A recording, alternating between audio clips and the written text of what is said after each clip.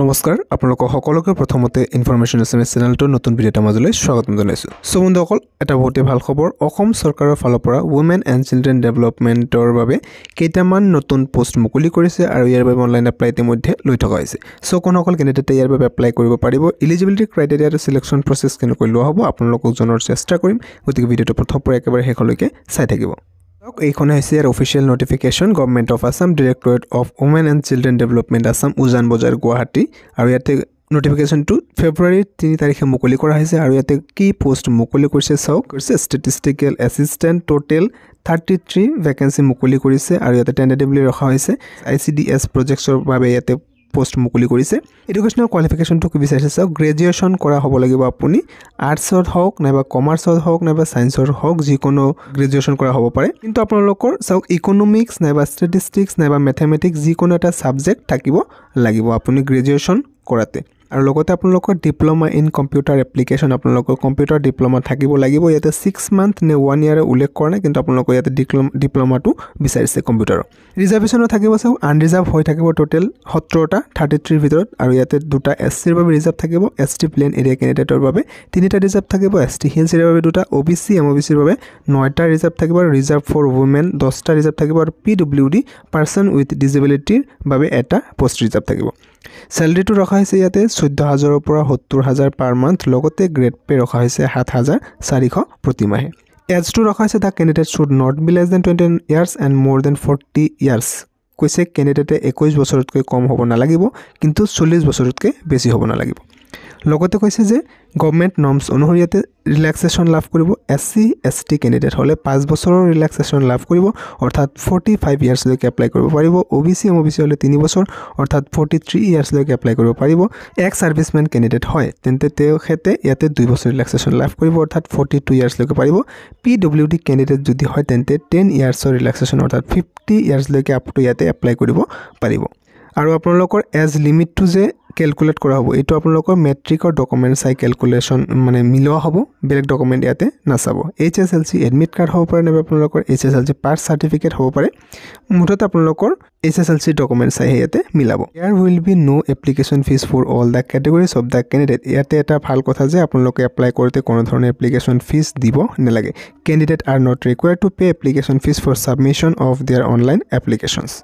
Application প্ৰচিডিউৰটো ইয়াতে কৈ দিয়া হৈছে যে candidate are required to apply prescribed form. তো আপোনালোকে ইয়াতে womenandchildren.assam.gov.in এইটো অফিচিয়েল ৱেবছাইটলৈকে অনলাইন এপ্লাই কৰিব পাৰিব। আৰু ইয়াৰ অনলাইন এপ্লিকেশ্যনটো ইতিমধ্যে আৰম্ভ হৈছে 4 ফেব্ৰুৱাৰী তাৰিখৰ পৰা, ৰাতিপুৱা 10 বজাৰ পৰা ষ্টাৰ্ট হৈছে আৰু এইটো 24 ফেব্ৰুৱাৰীলৈকে চলিব আবেলি 5 বজালৈকে। চ' যিসকল কেণ্ডিডেটে ইয়াৰ বাবে ইলিজিবল আৰু ইণ্টাৰেষ্টেড হয় তেওঁলোকে নিশ্চয়কৈ এপ্লাই কৰিব পাৰিব। ডেছক্ৰিপশ্যনত মই লিংকটো দি ৰাখিম।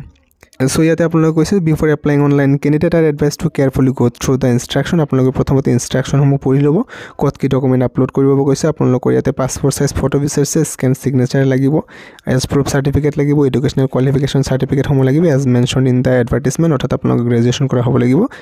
আৰু এতিয়া কম্পিউটাৰ এপ্লিকেশ্যন ডিপ্ল'মা চাৰ্টিফিকেট আপোনালোকৰ বিচাৰিছে, ID প্ৰুফৰ ক্ষেত্ৰত ভোটাৰ ID, তাৰপিছত কাষ্ট চাৰ্টিফিকেট আৰু আপোনালোকৰ এমপ্লয়মেণ্ট এক্সচেঞ্জ কাৰ্ডখন ইয়াতে বিচৰা হৈছে। যিসকল কেণ্ডিডেটে কেটেগৰীৰ পৰা বিলং কৰে, যদি কাষ্টৰ পৰা, তেন্তে তেওঁলোকে নিজৰ কেটেগৰী চাৰ্টিফিকেটটো আপলোড কৰিব লাগিব। It is mandatory for all the candidate mention a valid email address. আপোনালোকৰ ইমেইল এড্ৰেছটো ভেলিড এটা দিব লাগিব আৰু মোবাইল নম্বৰটো ভেলিড, অৰ্থাৎ আপুনি যদি ইউজ কৰি আছে সেইটো নম্বৰটো আপুনি দিব আৰু ইমেইল এড্ৰেছটো দিব, অৰ্থাৎ আপোনালোকে যিবিলাক নটিফিকেশ্যন সেই ইমেইল বা মোবাইল নম্বৰৰ সহায়ত আপুনি লাভ কৰিব। এতিয়া হ'ল যে চিলেকশ্যন প্ৰচেছটো কেনেকৈ লোৱা হ'ব। চাওক কেণ্ডিডেট হুজ এপ্লিকেশ্যন আৰ একচেপ্টেড, যিসকল একচেপ্ট কৰা হ'ব অৰ্থাৎ ডকুমেণ্টসমূহ সকলৰ যাৰ ঠিকে থাকিব তেওঁলোকৰ এপ্লিকেশ্যনটো একচেপ্ট কৰা হ'ব আৰু তেওঁলোকে প্ৰথমতে এটা MCQ বেছ অৰ্থাৎ OMR বেছ এটা আপোনালোকৰ ইয়াতে এক্সাম দিব লাগিব, যিটো আপোনালোকৰ অবজেক্টিভ ৰাইটিং টেষ্ট হ'ব। তাৰে চিলেবাছটো ইয়াতে কৈ দিয়া হৈছে চাওক, যে আপোনালোকৰ জেনেৰেল এৱাৰনেছৰ পৰা টোটেল 175 মাৰ্কৰ কুৱেশ্যন আহিব আৰু লগতে আপোনালোকৰ কম্পিউটাৰ স্কিল টেষ্ট এটা লোৱা হ'ব, যিটো 25 মাৰ্কৰ। টোটেল আপোনালোকে ইয়াত 200 নম্বৰৰ পৰীক্ষা এই পোষ্টৰ বাবে দিব লাগিব। স্কিল টেষ্টৰ বাবে 1:4 কেণ্ডিডেটক মাতিব, অৰ্থাৎ এটা পোষ্টৰ এগেইনষ্টত 4গৰাকী কেণ্ডিডেটক মাতিব। আৰু যিটো আপোনালোকৰ স্কিল টেষ্ট হ'ব সেই স্কিল টেষ্টৰ বাবে এতিয়ালৈকে জনাই দিয়া হোৱা নাই, আপোনালোকে পিছত পৰৱৰ্তী সময়ত অফিচিয়েল ৱেবছাইট নাইবা নিউজ পেপাৰৰ জৰিয়তে জানিব পাৰিব।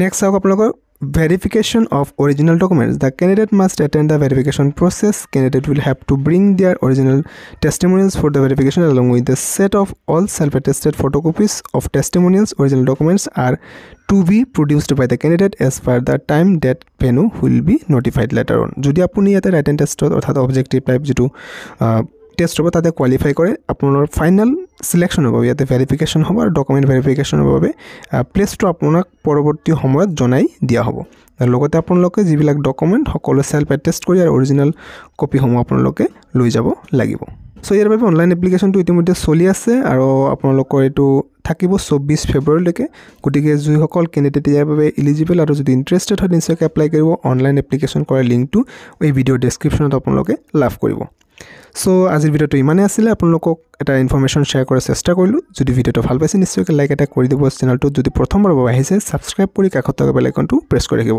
নিশ্চয়কৈ লগ পাম নতুন ভিডিওৰ মাজলৈ আজিলৈ ইমানে সামৰিছো ধন্যবাদ